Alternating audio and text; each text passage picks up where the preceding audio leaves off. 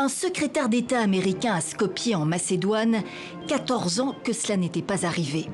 Et si Jim Mattis est venu, c'est pour appuyer le oui au référendum sur le changement de nom du petit pays des Balkans, lié en toutes lettres à son adhésion à l'OTAN.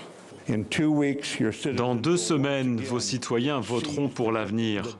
Ce sera le vote le plus important de l'histoire de votre pays.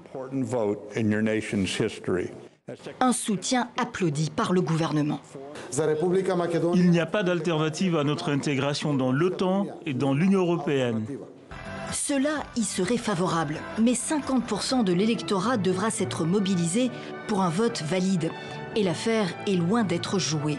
Pour l'instant, seuls les parlementaires macédoniens ont approuvé l'accord historique de juin entre Athènes et Skopje qui ferait de l'ex-république yougoslave de Macédoine la Macédoine du Nord. La question empoisonne leurs relations bilatérales depuis 27 ans. Les nationalistes grecs continuent de s'y opposer. La Macédoine est pour eux une province grecque depuis Alexandre le Grand. Et la Grèce détient le dernier mot.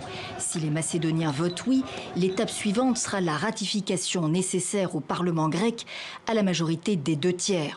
La Macédoine du Nord deviendrait alors le 30e État membre de l'OTAN dans un contexte tendu entre Washington et Moscou. La Russie ne veut pas d'un élargissement de la sphère d'influence des États-Unis. Washington accuse Moscou de mener une campagne de désinformation sur les réseaux sociaux jusqu'à payer des électeurs pour faire basculer le vote. Ce lundi, Jim Mattis annonce d'ailleurs une coopération accrue avec Skopje en matière de cybersécurité.